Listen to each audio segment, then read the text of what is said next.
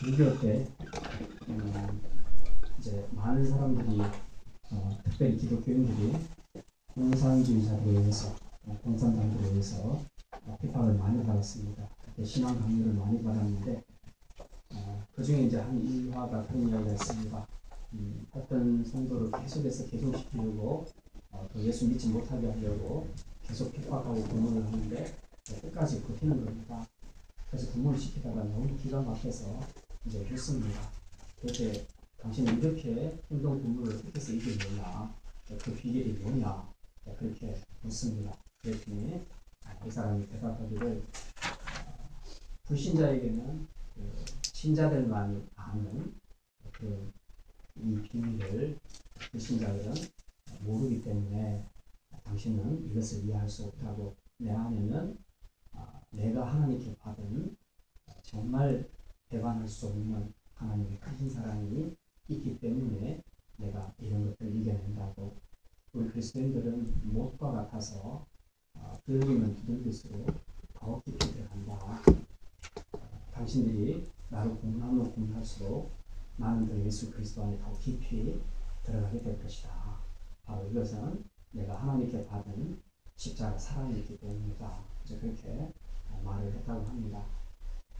우리가 역사에서 고대 2000년 교회사를 보게 되면 로마의 압제하에서 고통받은 그리스도인들이 굉장히 많이 있습니다. 그래서 일부는 카타콤으로 들어가서 숨기도 하고, 또 어떤 사람들은 우리가 잘 아는 콜로세움 경기장에서 화형을 당하기도 하고, 사자들에게 찢겨 죽기도 하고, 끓는 물에 집어넣어서 그래서 그렇게 죽이는 경우도 있습니다. 그렇게 되는 순간까지도 그들이 끝까지 신앙을 지켰던 그 힘이 어디서 나오느냐, 그것은 바로 사랑이라는 겁니다. 하나님께 받은 말로 표현할 수 없는 그 사랑이 있었기 때문에 이제 그 사랑이 그들로 하여금 자기도 더 하나님을 사랑하게 하고, 그 사랑의 힘 때문에 그 어떤 고문들을 이겨낼 수 있도록 그렇게 했다는 사실입니다. 자, 오늘 본문에 보면은 하나님께서 우리에게 보여주신 사랑이 어떤 사랑인가 하는 것을, 사랑을 설명하는 내용이 길게 나와 있습니다. 그런데 그 전에 5절에 보면 이렇게 기록합니다. 우리 지난주 읽었는데 5절 말씀 같이 한번 읽겠습니다. 소망이 우리를 부끄럽게 하지 아니하면 우리에게 주신 성령으로 말미암아 하나님의 사랑이 우리 마음에 부음바 되니. 우리가 가진 소망이 있는데 이 소망은 절대로 우리를 실망시키지 않는다는 겁니다. 그래서 그 이유가 성령으로 말미암아 하나님의 사랑이 우리 마음에 부은 바 됩니다. 부어졌다. 그냥 비가 내릴 때 가랑비가 내리는 거 말고 소나기가 막 부는 것처럼. 자, 어릴 때 막 이렇게 시골 같은 데 가면 꼬마 애기들이 깨벗고 이제 물 뒤집어 쓰는 거 많이 하잖아요. 그때 바켓에다 물 해가지고 위에서부터 막 갖다 부는 거 있잖아요. 이러면 진짜 시원하죠. 네. 물 몇 방울 뿌리는 거 하고 위에서 뒤집어서 붓는 거 하고는 엄청나게 다르죠. 하나님의 사랑이 우리 마음에 그냥 부어졌다, 막 부어졌다, 그렇게 말하고 있습니다. 그래서 이 부어진 사랑이 도대체 어떤 사랑이냐, 이걸 6절부터 11절까지에 지금 상세하게 사도 바울은 설명을 하고 있습니다. 6절에 보면 우리가 아직 연약할 때에 기약대로 그리스도께서 경건하지 않은 자를 위하여 죽으셨더라. 우리가 아직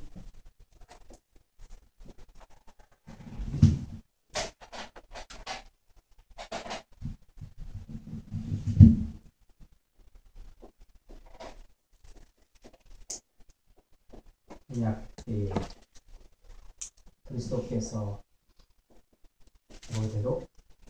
기약대로 어떤 자를 위하여? 경건하지 않은 자를 위하여. 경건하지 않은 자를 위해 죽으셨다. 이게 얼마나 큰 사랑이냐, 이제 이렇게 6절부터 출발을 하고 있습니다.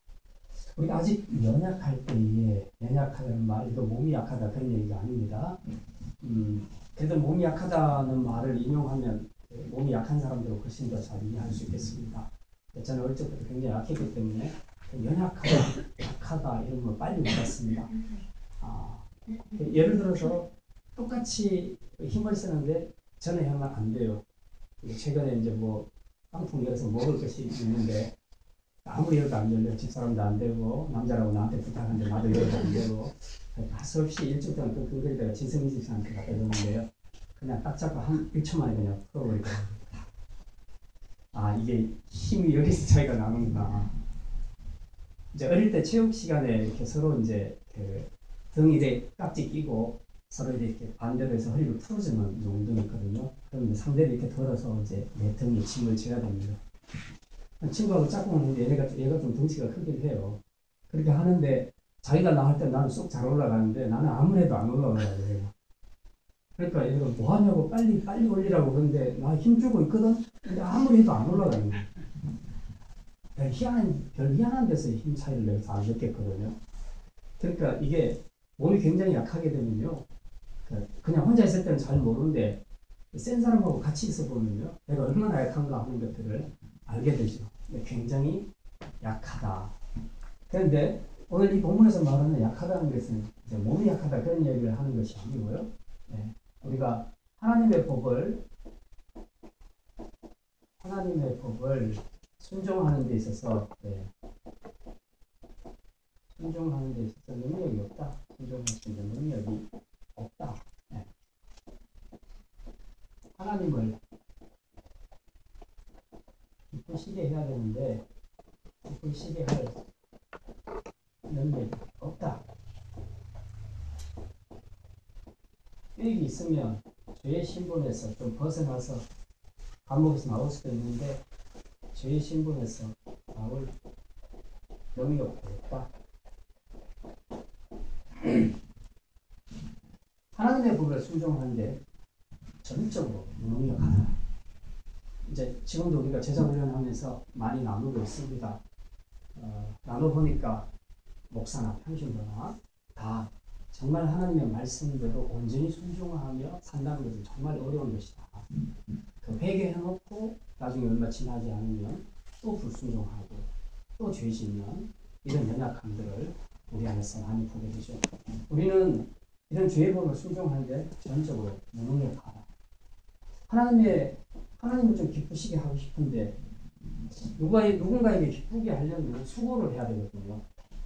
수고하고 헌신을 해야 되는데 근데 수고한다는 것이 너무 힘들어.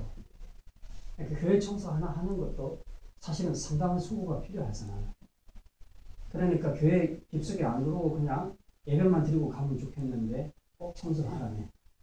그러니까 하려고 생각하니까 그게 힘든 거죠.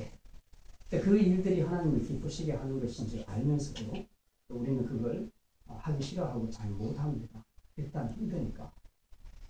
우리가 누구한테 전도를 하든지 또 누구를 섬기든지 그렇게 하는 것이 다 하나님을 기쁘시게 하는 일인 줄 알아요. 알기는 아는데도 불구하고 우리가 그렇게 순종을 잘 못합니다. 왜? 힘드니까. 힘든 건 안 하고 싶으니까. 우리 안에는 어쨌든 이런 능력들이 없는 겁니다. 그래서 실제적으로 도덕적으로도 영적으로도 우리 안에서는 이런 능력들이 없는 겁니다.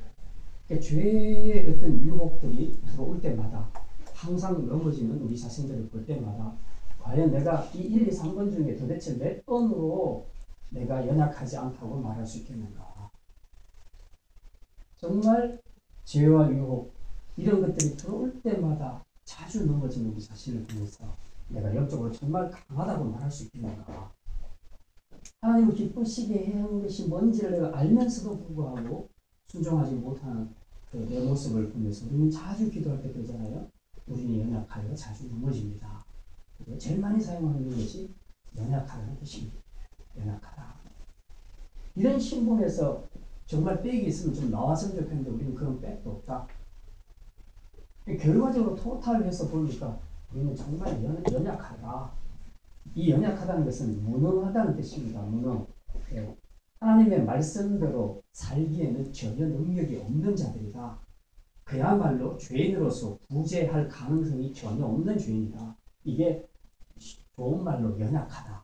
이렇게 표현한 겁니다. 그래서 이 연약함 때문에 우리는 오늘도 엄청난 죄를 많이 짓고 사는 것이죠. 자, 바로 그렇게 살고 있을 때에, 이게 아직 연약할 때에 하는 얘기입니다. 이렇게 여기에 갇혀서 오늘도 계속 죄를 지으며 사는 바로 이런 모습으로 살아가고 있을 때에 그리스도께서 기약대로, 약속한 대로, 약속한 대로 우리를 위하여 십자가에 죽으셨다는데, 이 하나님의 약속은 에베소서에 의하면 창세 전부터 이루어진 것이고, 창세기를 기준으로 보면 창세기 3장 15절부터 시작됩니다. 그래서 여인의 후손과 뱀의 후손에 서로 싸워서 뱀의 후손이 이제 머리가 밟히고 여인의 후손이 이기게 될 것이다. 그게 예수님의 십자가 사건, 그 승리하는 사건을 이야기하는 것이 아닙니까? 그건 이미 약속된 것이라는 거죠. 그러니까 하나님의 이 십자가 구원 사건은 그냥 돌발적으로 일어난 것이 아니라는 겁니다. 돌발적으로 일어난 것이 아니고 원래 하나님의 계획 속에 있었다. 하나님의 약속이었다. 이 약속을 지키는데 드디어 때가 온 겁니다. 때가 되매, 즉 BC에서 AD로 넘어갈 때에 때가 되매 하나님께서 약속한 대로 아들을 보내준 겁니다. 우리가 약속을 지킨다는 것은요, 쉬운 것 같아도 되게 어려워요. 그리고 지켜야 될 그 내용이 막중한 것일 때는 더더욱이 어렵습니다. 그래서 막 그런 후회하는 사람들이 많잖아요. 아이한테 내 이번에 시험 잘 치면 뭐 하나 사줄 거야, 큰 거 하나 사줄 거야. 그런데 막상 시험 딱 그렇게 쳐갖고 오면 이제 내가 이거 잘못했구나, 실수했구나, 왜 그랬던 거, 이제 이렇게 후회하는 수가 있죠. 굉장히 후회를 많이 합니다. 최근에 우리 이제 아나니아 삽비라 이야기도 제가 했었는데요. 아나니아 삽비라가 은혜를 받고 하나님 앞에 자기 전 재산 다 드리겠다고 했거든요. 근데 나중에 집으로 돌아가서 생각해 보니까 이건 너무 무리한 약속을 한 것 같아. 그래서 그 중에 일부 재산을 숨겨버리죠. 그리고 일부만 가지고 이제 베드로 앞에 드리는 거 아닙니까? 베드로가 네 재산 전부 다냐? 그랬더니 전부 다 또 그렇게 거짓말까지 하잖아요. 그냥 안 묻고 대답 안 했으면 더 좋았을 건데 베드로는 굳이 물었고 이 사람은 또 굳이 거짓말을 해가면서 그렇게 했습니다. 그래서 결국은 죽지 않습니다. 그 자리에서 즉사하게 되죠. 그러니까 헌금 내놓고 죽는 사람은 처음 보잖아요. 우리가 이 사도행전에서 이게 정말 기가 막힌 일인데요. 무슨 얘기냐 하면 사람들은요, 무리한 약속을 지키는 것을 굉장히 힘들어합니다. 그러니까 화장실 들어갈 때 나올 때 다르다고 그런 얘기를 하잖아요. 그러니까 약속은 했지만 나중에 생각해 보니까 저건 너무 힘들어. 그러면 안 지키고 싶은 마음이 생기는 겁니다. 그러면 하나님의 입장에서 인간적으로 생각했을 때에 때가 되면 이제 드디어 아들을 보낼 때가 되었구나. 그래서 지금 그 아들을 죄 있는 인간의 모양으로 해서 인간 세계에 보내는 겁니다. 그리고 보내서 거기서 고난 받으시고 십자가에 죽게 하시는 것이죠. 이제 우리 애가 예를 들어서 지금 밤에 곤히 자고 있는데 애가 며칠 안 있으면 죽어야 될 몸이다. 불치병에 걸렸다든지 아니면 사형수랄지 그래서 아무튼 죽을 애다. 그랬을 때에 그 부모의 입장에서 그 곤히 자는 애를 보면서 마음이 어떻겠습니까? 그죠? 그 약속된 날에 그 아이를 내놓는다는 것, 잃어버린다는 것은 굉장히 힘든 일이죠. 하나님과 마찬가지 아니겠습니까? 때가 되면 약속은 했지만 그 약속을 지키기 위해서 그 아들을 보내야 되는데 보내는 아버지의 마음을 어떻게 했냐 하는 거죠. 그럼에도 불구하고 하나님께서는 기약대로 보내셨다. 약속대로 보내셨다.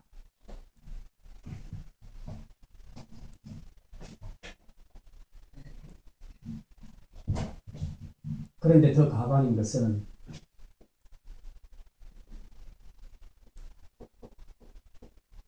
그 대상이 경건하지 않은 자들,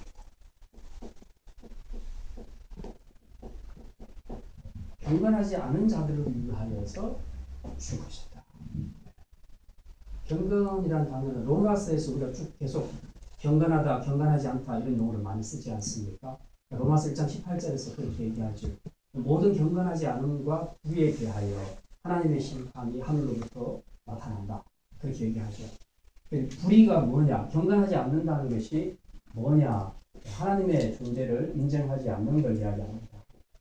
하나님의 존재를 인정하지 않는 사람, 그래서 하나님이 없다 하는 사람, 하나님을 거절하는 사람, 그런 사람을 경건하지 않다, 그렇게 얘기합니다. 그러니까 하나님께서는 이 세상을 만드실 때 우리 인간 안에 하나님을 알만한 것을 심어주셨다고 했습니다. 이걸 뭐라고 했죠? 신의식이라고 했습니다. 예. 신의식을 분명히 심어주셨어요. 그리고 모든 만물에도 하나님을 알만한 것을 다 심어 놓으셨습니다. 그래서 누구든지 하나님을 알 수 있고 하나님을 믿도록 했는데, 그럼에도 불구하고 우리 인간들은 그 하나님을 모른다고, 그리고 없다고 그렇게 말한다는 겁니다. 그래서 하나님을 마음에 두기를 싫어하는 사람. 그게 로마서 1장 18절부터 쭉 다루는 내용입니다. 경건하지 않는 자들이 어떤 자들인가? 하나님을 마음에 두기를 싫어하는 사람이다. 하나님을 마음에 두기를 싫어하니까 당연히 하나님의 뜻대로 안 살겠죠. 예. 하나님의 뜻대로 안 살고 다 범죄하며 죄를 지으며 살 것입니다. 근데 바로 이런 자들을 위하여 죽으셨다는 거죠. 그러니까 보십시오.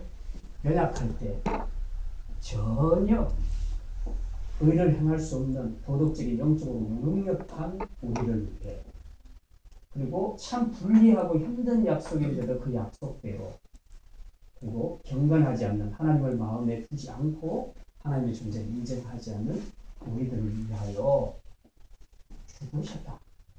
그 아들께서 죽으셨다. 그러니 이 사람보다 더 큰 사람이 어디 있느냐? 이 사람보다 더 큰 사람이 어디 있느냐? 지금 6절에서 사도 바울은 그렇게 이야기하고 있습니다. 자, 이제 그 다음 7절에 보면 의인을 위하여 죽는 자가 쉽지 않고 선인을 위하여 용감히 죽는 자가 복이 있거니와.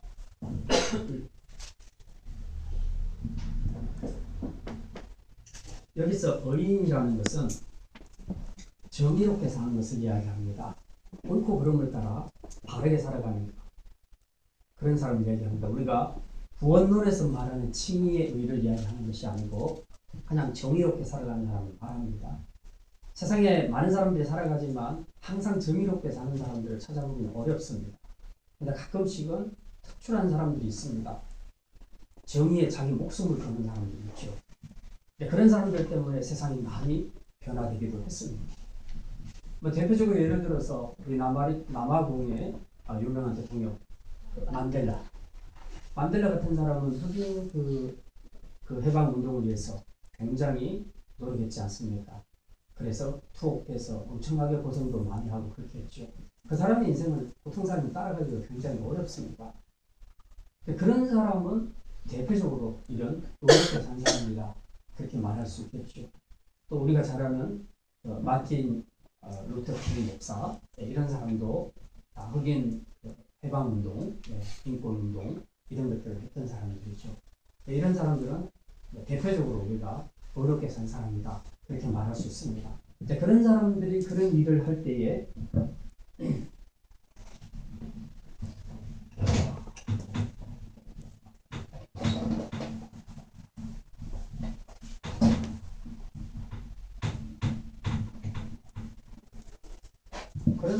그런 일을 할 때에 간혹 그런 의인들을 위해서 죽어주는 사람이 있다, 대신 죽는 사람이 있다는 겁니다.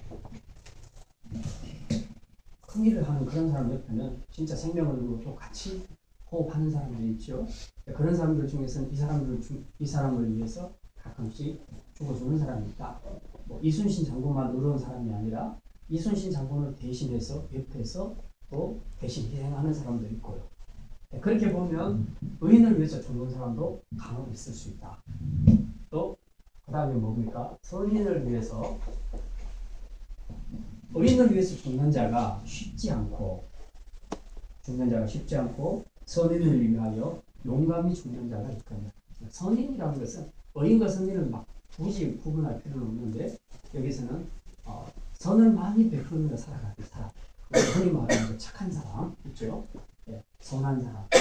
그런 사람을 위해서도 또 어떤 사람들은 대신 죽어주는 경우가 있다는 거죠. 자, 그런데 8절에 이런 사람들은 꼭 있겠지만 8절에 우리가 아직 죄인 됐을 때에 그리스도께서 우리를 위하여 죽으심으로 우리가 아직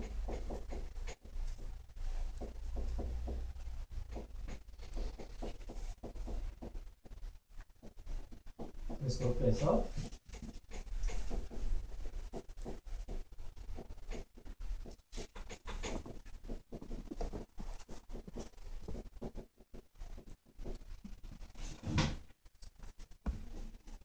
우리를 위하여 죽으신 때 아직 죄인 됐을 때에 죄인 됐다. 뭐 이거 이제 우리가 기도할 때든지 설교 때든지 아마 그 제일 많이 듣는 단어가 이거 아니겠습니까? 우리가 죄인이라는 사실, 우리는 죄인이다. 그래서 이 죄를 주님께서 용서해 주셨다. 또 우리는 어쩔 수 없는 죄인이다. 뭐 이렇게 해서 이제 죄인이라는 이런 단어를 우리가 굉장히 많이 씁니다. 죄인이다 그 얘기했을 때에 여러분 안에서 떠오르는 여러 가지 단어들이 있을 겁니다. 실제적으로 우리가 내가 나를 죄인이라고 규정할 수 있는 것들이 어떤 것들인가? 실제로 살면서 가장 먼저 생각나는 것들은 우리 안에 윤리적인 것들입니다. 윤리적인 삶이 윤리적이지 못하고 도덕적이지 못한 삶. 로마서에서는 3장에 우리 저번에 한번 읽어보셨죠? 네. 그 죄인은 없나니 하나도 없다 그렇게 얘기하면서 로마서 3장 의인은 없나니 하나도 없다. 죄송합니다. 네. 의인은 없나니 하나도 없으며 로마서 3장 10절부터 보면 한번 잠깐 보겠습니다. 의인은 없나니 하나도 없으며 깨닫는 자도 없고 하나님을 찾는 자도 없고. 자, 그렇게 해서 13절에 보면 이렇게 말합니다. 그들의 목구멍은 열린 무덤이요 그의 혀로는 속임을 일삼으며 그 입술에는 독사의 독이 있고 그 입에는 저주와 악독이 가득하고 그 말은 피 흘리는데 빠른지라. 네. 지금 이거 보면서 남의 이야기처럼 우리가 그렇게 보지는 않잖아요. 네. 우리 자신들도 똑같다는 겁니다. 지금 입으로 짓는 죄가 얼마나 큰가. 그래서 우리 목구멍이 열린 무덤이다. 그 무덤 속에는 시체가 있으니까 그 시체 썩은 냄새가 있는데 그래서 뚜껑을 다 덮어놓잖아요. 무덤은 다 닫아놓는데 그게 아니고 열어놔버렸다. 그러면 그 시신에서 나오는 그 썩은 냄새들이 얼마나 많이 나겠습니까? 마치 우리 안에 이런 시체들이 있는 것처럼 죄들이 가득해서 이 죄들이 이 목구멍을 열고 나오는 겁니다. 나오는데 보니까 그것이 전부 속임이고 독사의 독이 있고 저주와 악독이 가득하고 우리 발을도 피 흘리는데 빠르다. 이런 식으로 설명을 하고 있습니다. 그래서 우리가 얼마나 죄인인가 이런 것들을 우리가 설명할 때에 로마서 3장 방금 읽었던 이런 내용들을 보면 훨씬 더 와닿죠. 가끔씩 요즘은 최근에는 좀 더 그렇겠습니다. 미투 사건 이런 것들이 굉장히 뉴스에서 많이 나오고 있는데 그 외에도 그냥 뉴스를 틀면 엄청나게 많은 죄들이 쏟아져 나오죠. 좋은 소식, 좋은 뉴스보다는 안 좋은 뉴스를 접하는 것들이 훨씬 더 많습니다. 그런 것들을 보면 정말 인간들이 저런 죄까지도 지는구나. 그렇게 우리가 많이 한탄을 하기도 합니다. 그런데 이런 죄인들을 위해서 죽어줄 수 있겠는가? 그러면 예를 들어서 여러분이 어떤 죄 하면 생각나는 것 중에서 치가 떨리는 그런 죄가 있습니까? 뉴스를 들을 때 그냥 이가 막 갈리면서 저런 놈은 죽여야 돼 하는 그런 말이 나오는 그런 죄들이 있습니까? 분명히 있을 수 있죠. 사람마다 자기가 정말 치를 떠는 그런 죄들이 있습니다. 그런 뉴스나 주위에서 그런 사건들을 볼 때 같이 막 분노하면서 저런 걸 어떻게든지 감옥에 집어넣고 그냥 아니면 마지막에 그냥 사형수를 해서 죽도록 해야 돼 하는 그런 마음, 그런 생각까지 들 정도로 우리 안에 입에 치를 떨게 하는 그런 죄들이 분명히 있을 거라는 거죠. 요즘 같으면 이런 이제 성폭행 같은 것들이 많이 해당이 될 것이고요. 최근에 전에 보니까 어떤 그 여자들이 조그만 애기를 유기해가지고 죽여서 매장시킨 그런 일들도 있었죠. 그 다음에 연쇄 살인범 같은 경우, 그 다음에 뭐 성폭행도 그냥 전과 몇십 번 이런 사람들 아주 잔인하게 한 그런 것들을 보면 우리가 그런 사람들을 보면서 저건 정말 죄인이구나 라는 그런 생각을 할 때가 굉장히 많습니다. 죄인, 죄 하면 떠올리는 우리가 치를 때는 바로 그런 것. 그런데 만약 여러분이 바로 그 치를 떨게 한 그 사람을 위해서 대신 죽으라면 죽을 수 있겠는가? 만약 여러분의 자녀를 그 치를 떨게 하는 그 악한 사람을 위하여서 죽는데 내주라면 여러분은 내줄 수 있겠는가? 절대로 불가한 일이죠. 있을 수가 없는 일이죠. 근데 그게 바로 나 자신일 수 있다. 그게 바로 나 자신일 수 있다. 하나님이 나를 보셨을 때는 정말 치를 뜰 수 있는 그런 죄인이다. 어쨌든 이런 죄인, 뉴스에서 나오는 죄인이건 아니면 나 같은 죄인이건 간에 관계없이 아무튼 우리로 하여금 치를 떨게 하는 그런 죄인, 그런 죄인을 위해서 죽어줄 수 있겠는가? 죽어줄 수 있겠는가? 그건 어렵지 않겠나? 불가능한 일이에요. 그런데 예수님께서는 우리가 이런 죄인이었을 때에 우리를 위하여 죽어주셨다. 죽어주셨다라고 말합니다. 그러면서 그 뒤에 뭐라고 말하냐면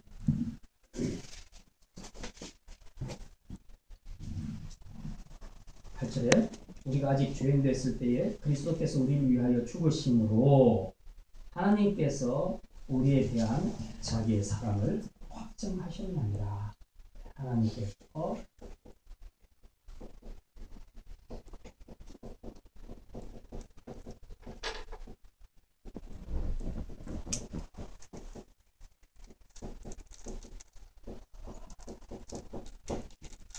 하나님께서 우리를 향한 자기의 사랑을 확증하셨다.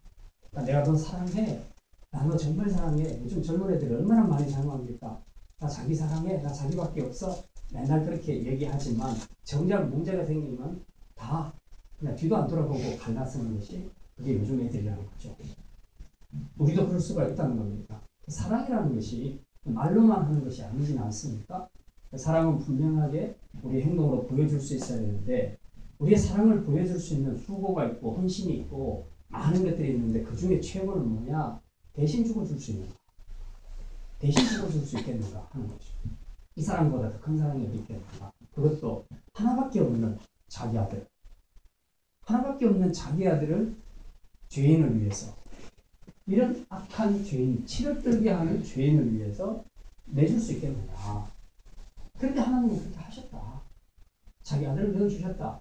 그렇게 하심으로써 우리를 향한 자기의 사랑을 확증하셨다. 이보다도 더 확실한 확증이 어디 있겠습니까? 만약 누군가가 저 사람이 나를 사랑할까? 나를 좋아할까? 그러고 있는데 그 사람이 대신 여러분을 위해서 죽었다 합시다. 더 이상 확증이 필요하겠어요? 확증이 필요 없죠. 가장 완벽한 거 아닙니까? 대신 죽어주는 것보다 더 확실한 확증이 어디 있겠습니까?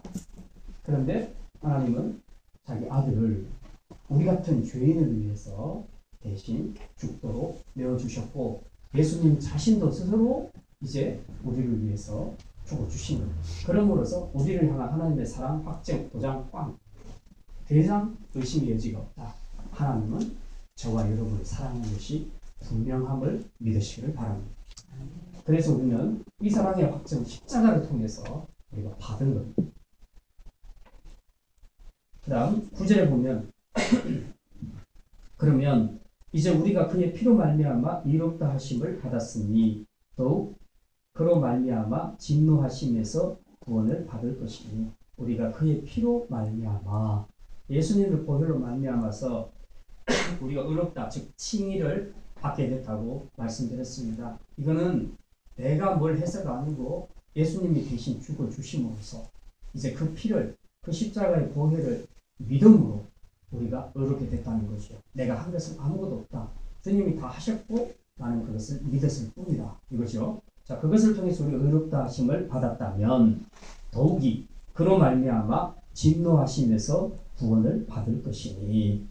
자, 우리가 칭의 받는 것으로 끝나는 것은 아니지 않습니까? 근데 너 어렵다. 그거보다 더 완벽한 구원은 마지막 날 우리가 영원한 하나님 나라로 들어가게 되는 거죠. 이 진노에서, 즉 하나님이 마지막 날 심판하게 될 것인데 우리가 행한 바를 따라서 영생으로 영벌로 하나님께서 나누실 것입니다. 이 심판의 진노 앞에서 우리가 구원받게 되는 것. 그게 최종적인 구원이다. 구원의 완성을 이야기하고 있습니다. 물론 우리가 예수님이 영접해서 구원받았다라고 얘기하지만은 어쨌든 그 마지막 시간을 더 기다려 봐야 되지 않겠습니까? 마지막 날 하나님 앞에서 영원한 생명의 나라로 들어가서 살게 되는 그 확정되는 순간까지는 우리의 구원은 진행되고 있다고 봐야 되는 것이죠. 그렇게 본다면 그 마지막 때에 하나님께서 하실 그 심판 앞에서 내가 정죄를 면하고 이제 의롭다함을 받은 그것을 가지고 영원한 하나님 나라, 생명의 나라로 들어갔을 때 우리는 구원이 완성되었다. 그렇게 말할 수 있는 것이죠. 그러니까 피로 말미암아 의롭다함을 받았다면, 즉 의롭게 칭의를 받았다면, 이제 요거는 지금 이 땅에서 우리가 의롭게 됐다는 1차적인 구원을 이야기하는 것이고, 그렇다면 더더욱이 예수님 때문에 우리가 하나님의 심판에서 벗어나서 구원을 받게 될 것이 아니냐, 그렇게 이야기하고 있습니다. 자, 그 다음 10절. 곧 우리가 원수 되었을 때에 그의 아들의 죽으심으로 말미암아.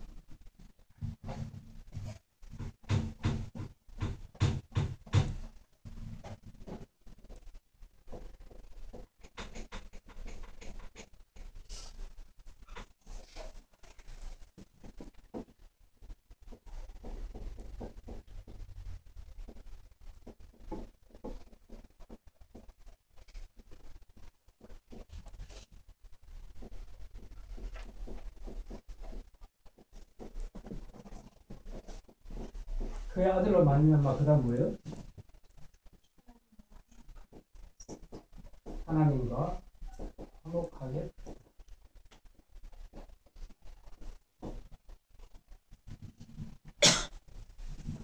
우리가 원수 되었을 때에 원수. 여러분 마음속에 복수하고 싶은 사람이 있습니까? 여러분 마음속에 아직도 해결이 안 돼서 나에게 어떤 상처를 준 그 사람 꼭 내가 복수하고야 말리라, 뭐 그런 사람이 있습니까? 마음에. 우리가 그런 사람을 원수라고 이야기하죠. 원수는 보통 우리 안에서 복수하고 싶은 마음이 전제로 되어 있을 때 원수라고 얘기합니다. 복수하고 싶은 마음이 없으면 원수는 아니에요. 네. 원수는 복수를 전제로 합니다. 근데 원수와는 진짜 사랑하기가 되게 어렵고 용서해주기도 어려워요. 내가 받은 상처가 너무 크니까 그것 때문에 절대로 용서가 안 됩니다. 더더욱이 사랑한다는 것은 힘들어요. 더더욱이 그를 위하여 죽는다는 것은 말도 안 되는 이야기입니다. 그렇잖아요. 그죠? 자, 우리가 하나님과 원수 되었을 때에 원래 하나님과 인간 사이에는 아무런 제약이 없었고 교제가 잘 이루어졌습니다. 그런데 우리 첫사람 아담이 범죄하게 될 때 누가 개입을 했냐 하면 사단이, 뱀이 개입을 해서 하와를 유혹을 했죠. 그래서 야, 너 저거 먹으면 정말 죽는다 하더냐? 아니, 먹으면 죽을까 하노라. 그러니까 대화가 야리꾸리하게 진행되죠. 예. 확실하게 너 정령 죽으리라, 저거 먹으면 정령 죽으리라 그랬는데 너 죽는다 하더냐 그러니까 몰라? 먹으면 죽을까 하노라 그랬어. perhaps 뭐 이런 식으로 이제 maybe 이런 식으로 진행을 한 겁니다. 아무튼 그렇게 해서 마음을 열므로서 사단이 뭐라고 말하냐면 아니야, 너 먹어도 절대 죽지 않아. 그 정도가 아니고 너 먹으면 하나님하고 똑같이 돼. 하나님처럼 눈이 밝아. 모든 사물에 대한 판단 권한을 너도 가지게 될 거야. 모든 판단 권한을 가진 하나님께 예하고 날마다 순종하고 그런 짓 하지 말고 네 스스로 판단해서 결정해버려. 자율적인 인간이 되라고 그렇게 말합니다. 자율적인 인간. 이게 이제 우리 세상사에서는 자율직이라는 표현이 굉장히 좋은 단어인데 하나님과의 관계에서 자율직이라는 것은 독립적인 것을 얘기한다는 뜻입니다. 하나님을 의지하지 않겠다는 거예요. 하나님을 신뢰하지 않는다는 뜻입니다. 그래서 너도 하나님처럼 되리라 하는 그 말을 듣고 이제 따먹게 되죠. 따먹게 됐는데 결국은 하나님처럼 됐습니까? 안 되죠. 절대로 피조물은 하나님처럼 될 수가 없습니다. 이제 하나님을 배반하고 사단과 같은 편이 되어버렸어요. 전에는 하나님 나라 하나님 백성으로 있었는데 이제는 사단의 편이 되어버린 것입니다. 그래서 하나님과 관계는 깨져버립니다. 그리고 사단과의 관계가 더 견고하게 연합이 이루어지게 된 것입니다. 근데 사단과 연합을 했더니 행복했습니까? 그게 아니죠. 사단이 주는 것은 우리를 도둑질하고 멸망케 하려는 것이다. 결국은 우리를 써먹을 대로 다 써먹고 처음에는 단 사탕을 주는 것처럼 그렇게 우리를 유혹했다가 나중에 그 독성 물면 그 다음부터는 끌고 다니면서 마음대로 사용하다가 폐기 처분하는 것이죠. 이게 사단의 정체입니다. 그러니까 인간이 지금 사단과 연합을 하게 되어버렸습니다. 하나님과 관계가 끊겨지게 되고 그러니 하나님과 관계에서 원수가 될 수밖에 없는 것입니다. 하나님은 개인적으로 감정이 있어서 우리 인간을 미워하고 그렇게 됐다. 그것보다도 하나님의 속성에는 공의와 거룩함이 있습니다. 인간이 사단편을 택하는 순간 지금 하나님의 공의와 거룩에서 멀어지게 된 겁니다. 사단의 주 특성은 하나님을 대적하는 것이잖아요. 그리고 모든 인간들로 하여금 자기 편에 서서 하나님을 대적하는 일에 함께 동참하도록 만드는 것이 사단이 하는 일 아닙니까? 그런데 하나님의 공의와 거룩함의 속성에서 봤을 때 이렇게 타락한 인간들을 보니까 결국은 하나님은 죄를 미워할 수밖에 없는 겁니다. 미워하고 싫어하시는 겁니다. 하나님께서. 결국 이게 원수관계가 되는 것이죠. 개인적으로 막 미워서가 아니고 이 공의와 거룩함의 속성이 용납할 수 없는 것, 죄를. 그래서 그 죄에 대해서 하나님께서 진노하시고 분노하시는 겁니다. 구약에서 그런 사건들을 우리가 많이 보지 않습니까? 함부로 제사장이 무슨 일을 하다가 잘못하게 되면 그 자리에서 즉사시켜버리지 않습니까? 하나님의 거룩함을 건드렸다는 거죠. 훼손시키면 안 되는데 이제 거룩함에 도전을 한 겁니다. 인간의 모든 죄는 다 그렇게 된 거죠. 그래서 하나님은 죄를 미워하게 되었고 하나님과 우리 인간 사이는 원수 관계가 되었다는 겁니다. 근데 이 원수를 그냥 용서해 주는 것도 아니고 사랑하는 것도 아니고 대신 죽어준다. 이게 가능한 일인가 하는 얘기죠. 정말 불가능한 일입니다. 그런데 하나님은 그렇게 하셨다라고 말하고 있습니다. 그렇게 해서 뭘 하려고? 하나님과 화목하게 하려고. 아들이 나서서 지금 거리가 멀어진 인간과 하나님 사이를 회복하기 위해서, 화목시키기 위해서 아들이 스스로 화목 제물이 되신 겁니다. 제물이 되셔서 십자가에 죽으셨다는 거죠. 죽으심으로 하나님과 화목하게 됐다는 겁니다. 원수가 화목하게 되었다. 로미오와 줄리엣 이야기 잘 아시잖아요. 양쪽 가문이 서로 원수지간 아닙니까? 절대로 용서할 가능성도 없어 있을 수도 없는 일이에요. 그러니까 그런 비극들이 일어나지 않습니다. 우리가 하나님과 원수가 되었을 때 도대체 내가 뭘 어떻게 할 수 있겠습니까? 할 수 있는 게 아무것도 없죠. 누군가가 중재자가 나타나야 되는 거죠. 우리 중에서도 정말 누군가에 대한 받은 상처 때문에 절대로 용서할 수 없고 계속 미워하는 마음을 가지고 있을 때 서로는 눈도 안 마주치고 싶고 이제 그런 관계를 유지하고 있을 때 어떻게 풀 수 있겠습니까? 서로가 풀 생각이 없다면 중간에 누군가가 중재자가 나타나서 풀어줘야 되지 않겠습니까? 예수님께서 그 일을 하셨다는 거죠. 그래서 화목제물이 되셔서 원수된 하나님과 인간 사이의 관계를 화목하게, 회복하게 해주셨다는 것입니다. 원수를 용서한다는 건 정말 어려운 일이죠. 이런 사람은 거의 없을 것이라고 봅니다. 아까 우리 어린을 위하여 죽는 자가 쉽지 않고 선민을 위하여 용감히 죽는 자가 간혹 있겠지만 그리고 거기서 끝내고 더 이상은 없을 거라. 죄인을 위해서 죽는 자도 없을 것이고, 뭐 연쇄살인범, 뭐 이런 전과가 수십 번에 되는 이런 사람들을 위해서 우리가 대신 죽으라 하면 죽겠냐? 말도 안 되는 이야기, 안 되는 이야기다. 더더군다나 원수를 위하여, 나에게 직접 피해를 입힌 그 사람을 위하여 그냥 용서해 주는 것도 아니고 대신 죽으라 하면 죽을 줄 수 있겠는가? 불가능한 이야기죠. 절대로 안 되는 이야기. 근데 예수님께서는 그 일을 하셨다. 하나님께서는 그 일을 하셨다고 그렇게 얘기합니다. 우리가 잘 아는 그 손양원 목사님 이야기 잘 아시죠? 그 6.25 때 그때 그 직후에 요수 순천 그 대반란 사건 때 그때 그 자기 아들 두 아들이 그 어느 날 실종돼서 잡혀가서 이제 죽게 되죠. 그 자기 두 아들을 죽인 그 사람의 사형 선고가 나중에 내려지게 되는데 손양원 목사님이 찾아가서 그 사람 살려주라고 유명운동을 했죠. 그리고는 그 죽인 그 사람을 자기 양자로 삼지 않습니까? 야, 이게 어떻게 가능할 수 있겠습니까?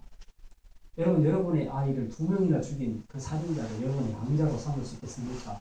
보기만 해도 끔찍하지 않겠습니까? 날마다 쳐다보면 죽은 아들들이 생각날 건데 그 사람으로서는 할 수 없는 일 아니에요? 그래서 손양원 목사님 우리 한국의 작은 예수다 뭐 이제 그런 별명까지 그렇게 붙여서 얘기를 하긴 합니다. 정말 대단한 거죠.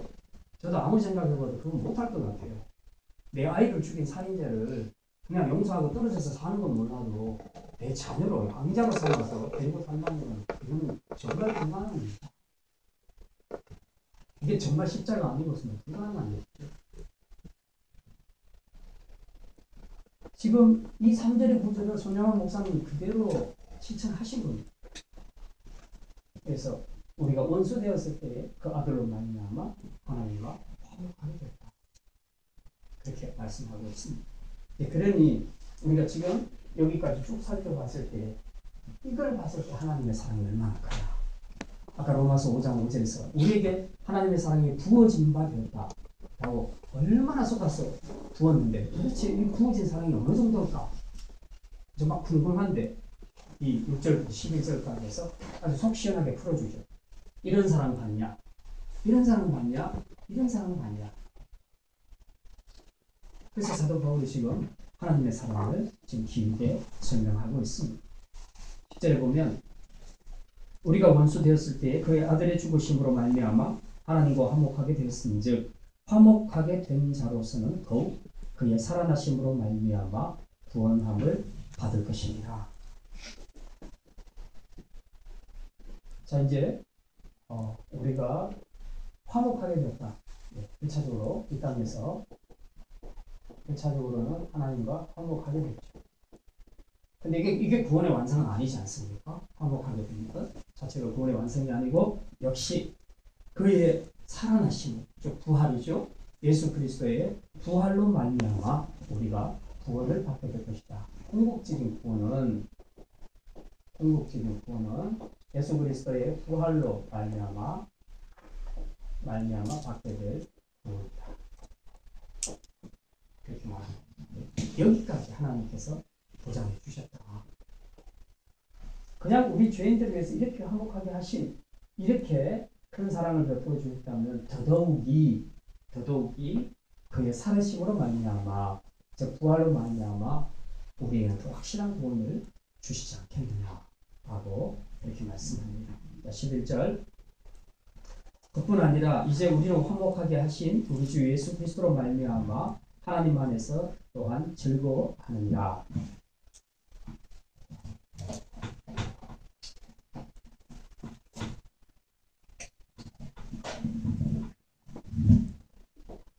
자, 이런 크신 사랑을 하나님께서 우리에게 베풀어 주셨는데 이 사랑이 결국 마지막까지 최종적으로 마지막까지 완성된 구원을 우리에게 주실 것이라고 말해놓고는 자 그러면 그건 앞으로 있을 일이잖아요. 완전한 구원은 앞으로 있게 될 일인데 천국 가면 뭐 우리가 다 알게 되겠죠. 그리고 다 받게 될 것입니다. 그런데 이렇게 화목하게 하신 예수 그리스도로 말미암아 우리가 이 땅에서는 어떻게 했느냐? 이 땅의 삶은 어떻게 했느냐? 자꾸 이제 우리는 천국만 바라보고 현재는 뭐 정말 괴로우면 안 되잖아요. 그것도. 네.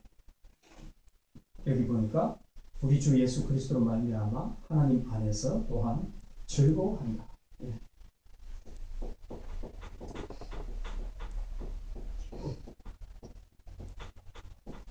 즐거움. 무슨 얘기입니까? 이 모든 것이 다 약속으로 주어졌잖아요. 하나님의 사랑이 이만큼 크다. 이 사랑이 마지막에 우리를 천국까지 완벽한 구원까지 인도하실 것이다. 라는 것을 다 말해줘 놓고는 그런데 지금 내 삶은 그러긴 한데 지금 내 삶은 너무 좀 공고하네. 좀 물질이 돼 있었으면 좋겠는데 내가 몸이 좀 더 건강했으면 좋겠는데 우리 애들이 좀 더 공부를 잘했으면 좋겠는데 막 이런 여러 가지 우리의 결핍들 우리의 필요한 부분들을 생각할 때 우리 안에서 행복하지 못하다는 생각을 할 수도 있다는 거예요. 그래서 1대1 양육에서 맨 첫 번째 일부의 첫 번째 질문이 뭡니까? 당신은 행복하십니까? 이걸 묻고 있지 않습니까? 결국 그 이야기예요. 정말 행복하냐? 그랬더니 의외로 행복하다는 분이 많아서 성경 공부 진행하는데 좀 어려움이 있었어요. 안 행복하다 해야지 지금 설명을 할 수 있겠는데 행복하대요. 그래서 제가 당황스러웠는데요. 그 행복이 어디서 나오는가를 추적해보면요. 전혀 다른 대답이 나온다는 거예요. 남편이 돈을 잘 벌어다 줬어. 애들이 말을 잘 들었어. 그럼 남편이 만약에 사업이 안 돼서 힘들어지면 안 행복하겠죠. 행복의 근원이 어디 있냐 하는 것이죠. 지금 이 11절에서 말하는 것도 바로 그겁니다. 이 땅에서의 삶, 이 모든 것들은 미래에 주어질 약속들이고 이게 희망인데 이 소망 때문에 우리가 이 땅에서의 삶이 때로는 공고하고 때로는 결핍되고 때로는 힘들더라도 우리는 그것을 이겨낼 수 있고 또 기쁨으로 즐거움으로 살아갈 수 있다 하는 것을 이야기합니다. 더 큰 상이 확보되어 있다면 지금 이 땅에서 좀 고생하는 것이 뭐 그렇게 힘들겠습니까? 이 생각이 중요하다는 거죠. 이게 믿음이라는 겁니다. 그래서 미래를 바라보는 사람, 영원한 하나님 나라를 바라보는 사람은 그 소망이 자기를 찾고 있기 때문에 지금 이 땅에서 지금 결핍된 부족한 부분 때문에 우리가 힘들어하거나 우리 믿음을 잃거나 그렇게 하지 않는다는 겁니다. 근데 이쪽을 너무 크게 자꾸 보기 시작하면 미래의 것은 자꾸 소망이 없어지는 것이죠. 진짜 믿음은 미래를 보는 것이다. 하나님이 약속하신 그 나라를 바라보는 것이다. 그 소망을 확고하게 하고 그 소망에 내 안에서 꽉 자리 잡게 되면 지금 이 땅에서 삶이 다소 어렵고 힘들더라도 우리는 기뻐할 수 있다, 즐거워할 수 있다, 이런 삶을 살 수 있다 라고 그렇게 얘기를 하고 있습니다. 자, 이제 오늘 말씀 정리하면서 우리가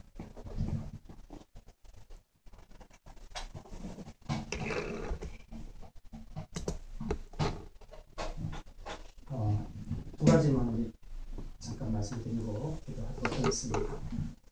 저와 여러분이 하나님 앞에서 받은 사랑이 얼마나 큰가 우리가 이걸 잊어버리고 살 때가 너무나 많이 있습니다. 물론 현재 어려움도 있겠지만 그러나 오늘 사도 바울이 이 6절부터 11절까지 이야기한 이 어마무지한 사랑, 도저히 사랑으로서는 감당해내기 힘든 그 사랑을 하나님께서 우리에게 보여주셨습니다. 우리가 연약할 때, 즉 하나님 말씀을 전혀 순종할 수 없는 무능력한 죄인이었을 때에 또 우리가 하나님 앞에서 경건하지 못한 삶을 살았을 때에 바로 그때 하나님께서는 당신의 아들을 보내셔서 우리를 위하여 죽게 하셨습니다.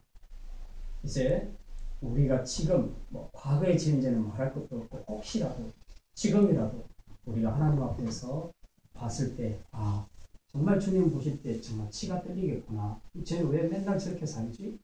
왜 저 죄에서 못 벗어나지? 하는 그런 죄들이 혹 있을지도 모르겠습니다.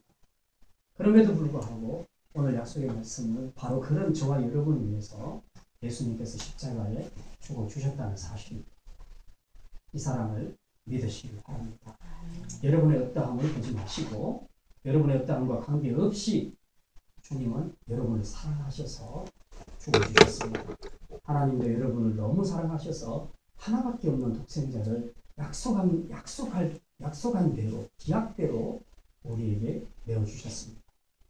여기에 우리의 하나님이 우리 나를 사랑하는가? 하나님의 사랑에 대한 확증이 더 뭐가 필요하겠습니까? 그런데 우리는 좀만 힘들면 하나님이 나를 사랑하지 않는다고 우리가 그렇게 생각할 때가 얼마나 많습니까?